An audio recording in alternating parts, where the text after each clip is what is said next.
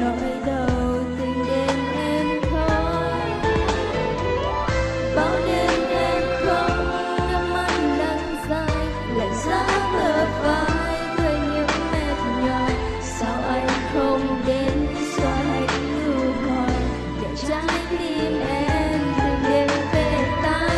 Bao đêm em ngỡ người còn mãi đây, nỗi nhớ dần đầy dòng lệ đắng cay, thân xác hao gầy chờ người đến đây và nói yêu.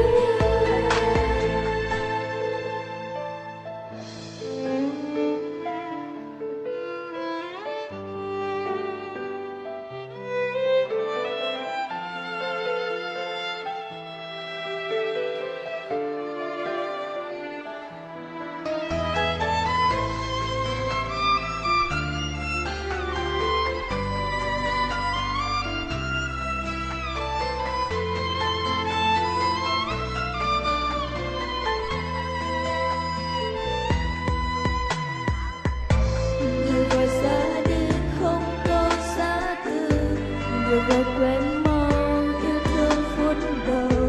Còn là chỉ đâu, còn là nỗi đau từng đêm em khóc.